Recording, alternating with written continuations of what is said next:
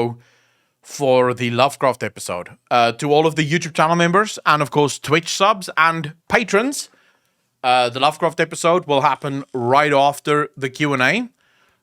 Join us for about an hour and a half, 2 hours of speculation, news, and all the rest of it in the gaming industry and also in World of Warcraft. So it will happen over on YouTube. Keep your eye on Discord. All right, what's the last question for the evening? Morning. Are you struggling to find the questions? Oh, no, I'm just going through them, seeing if we can find a good one to go on. Okay. Let's see. So, what do you think is the reason that WoW, despite failing so terribly, the staff still all seems to be the same? How come the people in gaming, they're allowed to fail at their job for the major part of a decade and still not get fired? I think to kind of build on that, like basically the steady decline from Legion into Shadowlands. Yeah. Well, if you look across the gaming industry, I think you'll find the exact same thing. You know, EA, Battlefield is failing miserably. The same people remain. Ubisoft have had many failing games and the same people remain. The answer is, I think, rather simple. Whilst World of Warcraft and Battlefield and Call of Duty are failures in the eyes of the players, they are massive successes in the eyes of the bosses. I think for a long time we underestimated the power of cash shops and the power of whales. I think we believed wrongfully that if the game loses enough players, this would lead to them realizing that you know, they have to change. When in reality, the only thing that would make them change is the loss of whales.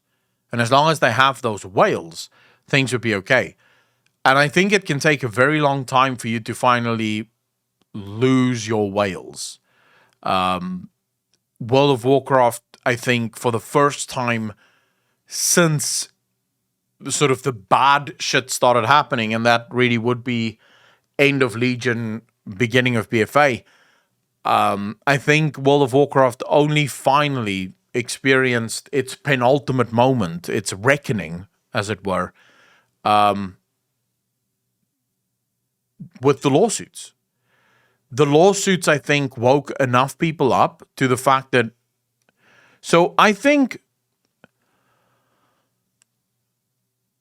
a lot of people haven't been having fun in video games in general for a really long time. But we play because we've always played. You know, we buy the next Call of Duty because I've bought all the Call of Duties before that.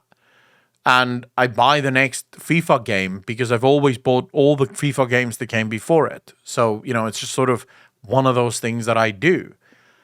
And in World of Warcraft's case, I play World of Warcraft because I've played every other World of Warcraft expansion before this one. And I think the lawsuit was a pivotal moment in the sort of mindset of the players of WoW, where suddenly a lot of players in WoW were faced with something truly terrible that Blizzard was doing and that was happening with World of Warcraft.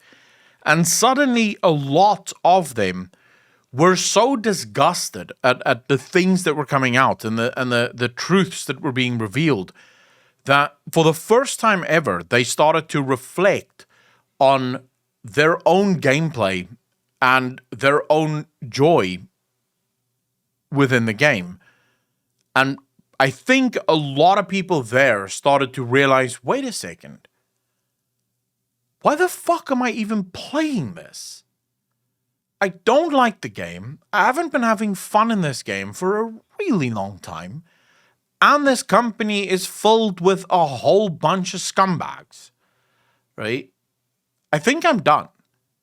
And I think that was the moment. That was the moment that Blizzard realized, shit, okay, we are fucked now, right?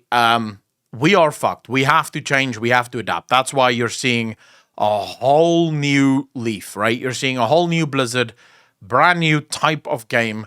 Dragonflight is changing everything because they have to get people back in. They have to regain that trust that the player base used to have for them. But that only happened because of the lawsuit. So as long as there's not that big moment that happens in some of the other games, it's going to take probably a lot longer for that penultimate moment to happen, that watershed moment to happen. Now, why are people not being fired? Like I said, because World of Warcraft was one of the top earners for Blizzard Entertainment until last year. Last year with the lawsuits was the first time that World of Warcraft sort of, the cash cow dried up. And that was the moment that Bobby Kotick and his team were like, oh, fuck, we have to make a change. Something has to happen here.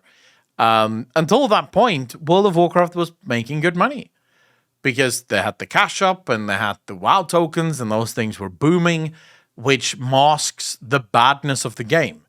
Because if you have a cash shop that is consistently bringing in crazy amounts of cash, then you need fewer players. So then you don't really care whether you have 1 million or 2 million or 10 million players, because you're making a shit ton of money either way.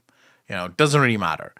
So that's why people aren't getting fired, because the games are still making crazy amounts of money, and it will take a long time for those games to start really losing that cash before change actually happens. I really hope that answers the question. That's my opinion on it, at least.